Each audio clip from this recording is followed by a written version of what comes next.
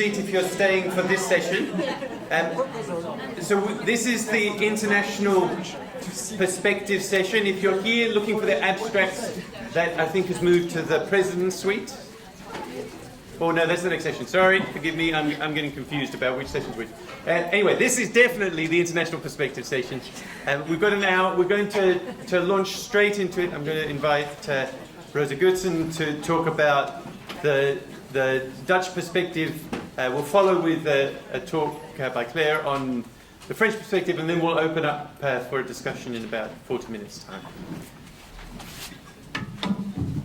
Thank you.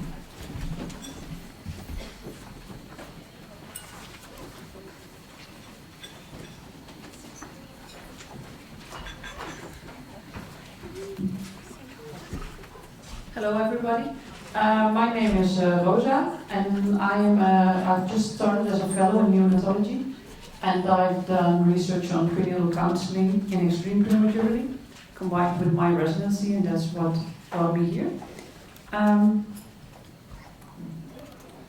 Here's the Netherlands, for those of you who don't know. I think you know. But as I said to my colleagues, the last talk I gave was in the US and they had no clue. So, as you might know, is that we in the Netherlands are a bit more on the conservative side of interventions at the lower limits of viability. As you can see here in two overviews by colleagues, that we don't do resuscitation in 23 weeks or lower currently, and that's different than a lot of other countries. What is our actual guideline? And I'm telling you because then you have some background information. It has changed over the years, and in 2010 there was a new guideline implemented, and it said that active care can be offered starting at 24 weeks of gestation, and but the consent of parents is required for the initiation of intensive care at 24 weeks. And now, currently, there's a group making a revision of the guideline, and I don't know yet what our new guideline will be, but that's what it is. The approach is somewhat more conservative than in other countries. I don't exactly know why, but there have been some suggestions in literature. Apparently, the Dutch doctors and the Dutch patients and the Dutch parents have quality of life as a main goal. The suffering of newborns should be avoided, and doctors feel apparently very responsible for the suffering, the patients and the families. We also have, and I think it's, if we want to continue intensive care treatment, that also needs justification. So we are not allowed to continue intensive care at all costs.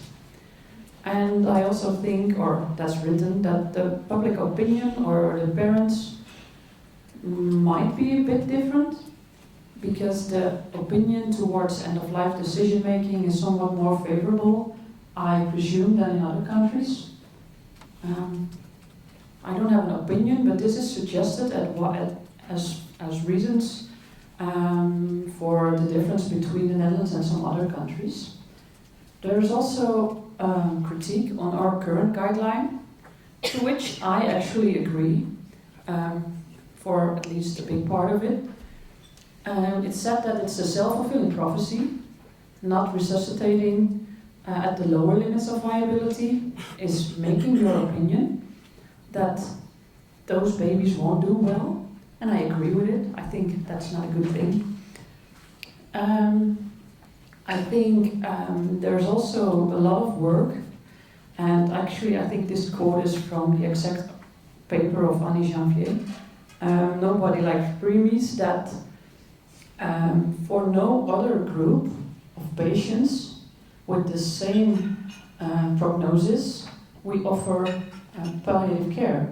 And sometimes we don't even offer intensive care for patients with higher prognosis than in other fields of medicine. So apparently there is a theme with the premature babies that we don't offer as much as we do in other categories. So that's also why some people think you should not be so conservative in a guideline. And the other critique is that it's overly simplistic, based on gestational age only, and there's so many other factors involved. And I kind of agree with this critique, and I'm curious to see what our new guideline will bring us. But at least we're somewhat more conservative, and that might be, well, for those explanations. So this is some background to our country. As I said, in the guideline, it's explicitly stated that consent of the parents is needed for the initiation of intensive care treatment at 24 weeks of gestation. But it's not said on how to counsel the parents. So that was the reason for my own research project on prenatal counseling and extreme prematurity. And what we did over time, you can see it here, is that we talked to the doctors, the neonatologists and the obstetricians, surveys and interviews. We talked to the parents, who all had a 24-weeker in the first years after the new guideline. And so I'm going to show you some results. And we also made recommendations for the counseling. And we recently also made a decision aid to help those parents who want to use the decision aid.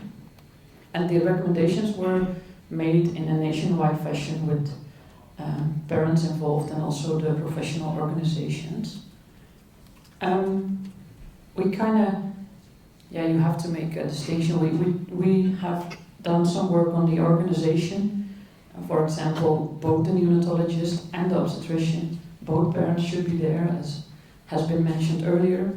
What to discuss with the parents and decision making. And it's too short now to tackle everything, but I'm going to show you a little bit of on the decision-making part.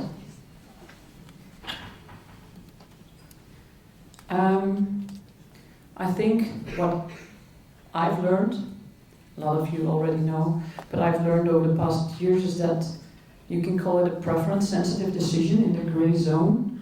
And I know that we in the Netherlands have defined our gray zone a bit different than in other countries, but let's talk about the gray zone.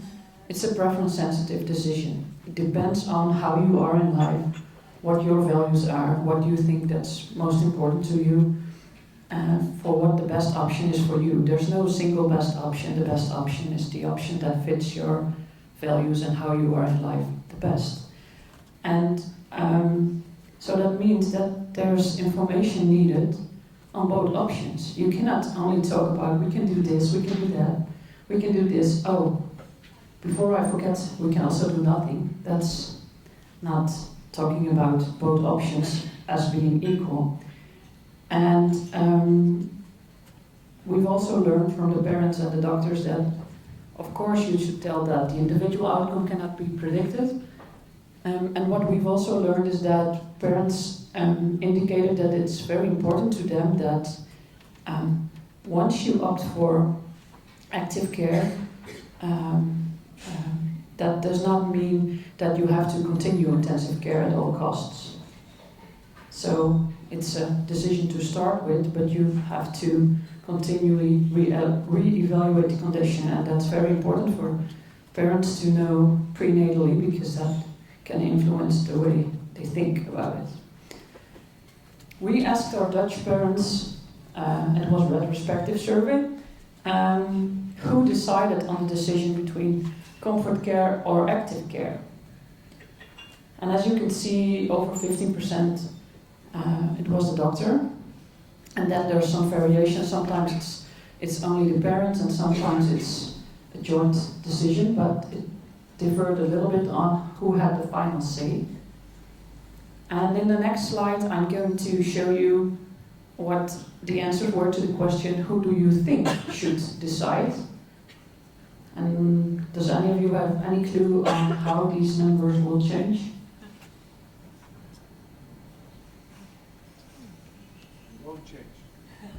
Won't change? Well, they will change a little bit.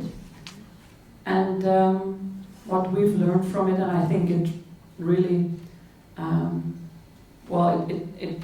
it's the same as some of the other speakers of today told us that parents are not the same. A lot of parents want to have a role in decision making, but they do not all want the same role. Some parents want to be decisive or have a final say. Some want the doctor to make the decision, and that differs, but there's hardly anybody who wants to make the decision alone as a parent, but some parents are, and almost none of the parents wanted the doctor to do it alone. So then you have some kind of shared decision making. We also asked the doctors what decision model should we use. They said shared decision making. So what we did then is we had a focus group interview with neonatologists and obstetricians, and I asked them, what's shared decision making? Do you know what is shared decision making? Because everybody told me that that's the way they wanted to do or to make these decisions. Some said, well, I don't know. Some said, no, it's informed consent. No, parents are deciding, you don't need to agree. Some said, no, it's about the vote. You have a vote, your vote is equal. Some say, yeah, you can be directive. No, you cannot be directive. So, I was confused. And we also asked the parents, well, were you aware of the fact that there was a decision to be made prenatally? And then 1 out of 5 parents indicated to me that they were not. And some even learned that there was a decision to be made because of my research, because I came and interviewed them. And then we asked the doctors, how is this possible? And we also checked whether, because sometimes, of course, delivery is so imminent that there's no time for counseling, but when you exclude those situations, it's still 18% or so. And I think this has also been mentioned before today. So what we ended up doing with these results, we tried to make a nationwide framework to help the professionals in counseling. We did not want to make all counseling conversations the same, but we wanted to help the doctors to have some sort of a starting point, so they can start a conversation, they know what's been regarded important, etc. And what we did is a Delphi method. It's a method to build consensus in several steps, and you use experts, and we used parents, obstetricians and neonatologists, and we included all NICU centers, which are 10 centers in the Netherlands. And so there's several steps. We used information from published studies or own studies. So you extract all sorts of recommendations, you send it to a panel, they give you feedback, you come together in one meeting, and they are discussed, and they either stay in the framework or are rejected or sometimes added. So we have a lot of recommendations on several aspects of counseling, how to organize counseling, the content, the decision making, and the style aspects. And we also tried to build in some tools for the personalization and the shared decision making. And I think it's the same as what Annie Janvier mentioned, and she called it personalized decision making. And we have found a definition of shared decision making that actually captured all the differences that we found. Because first, you have to inform parents that there is a decision to be taken at this age, and that their input is important. Because 1 out of 5 parents were not aware of the fact that there was a decision to be made. And then second, you have to discuss both options, including the benefits and the pros and cons of each option. So you should not only include benefits or pros and cons of only active care, you also have to discuss comfort care. And I think the third step, and I think that's what we as doctor or nurse can learn, or may have to learn a bit better, is that we have to support parents in their deliberations in what do you think, what's important to you? If we're talking about numbers, do you think of it as a high chance or a high risk, or what are your concerns? So the conversation, and not only giving information to them, but the exchange of information is really important. And then the fourth step, you can discuss whether they want to decide on their own, because we all know parents who say, well, it's our baby and our life, we want to make the decision. But you also know the parents who say, well, that's too hard for me, doctor, can you tell us what to do? And I think they're both fair. And if you have had the time to talk to the parents, know what kind of parents you have in front of you. Are they pro-life at all costs, or then you might know better what to do, and you can give an advice that fits these parents. So we use this definition from Stichelbout. She's a professor in medical decision making from the Netherlands, because it suits so well to this situation. We also made a decision aid. It's in Dutch, so you cannot read it, but we've tried to implement what we found in a decision aid to guide parents. And it's not all parents probably want the decision aid, but if they want a decision aid, they can reread information. It's got visual clues. We have menus that they can pop out or not, because some parents want numbers, other parents don't want numbers. So if you want to have numbers, you can click here and then they see the numbers. So we've tried to build in everything that we found. And from the talk before from Annie Janvier, I've got some new and extra better ideas to improve it. But well, we're going to see how this works in daily practice. I'm curious to see what will happen with our national guideline. I think we can still learn about shared decision making, how to do shared decision making, how to elicit the values of the parents. Well, and then the other one is the final dot is that paper from comparing Ohio and Sweden for 22 weekers. I don't know if you've read the paper, but where they do an opt-out approach versus opt-in approach. So in Sweden, where everybody's into 22 weekers, and gynecologist, neonatologist, and it's standard of care, versus Ohio, where you can opt in if you want to have the intensive care at 22 weeks of gestation, and you can see that the survival rates are way higher in Sweden, meaning that if we all go for it as a team, that the outcomes will be better. That intrigues me, because does that mean that we have to counsel in a different way? Well, I don't know, but I have an opinion, but it's intriguing. I'm curious to see what will happen with that work. So, and that was what I wanted to tell to you. So I don't know whether we do discussion in between, or first Claire and then discussion, or? First Claire and then. Okay, thank you.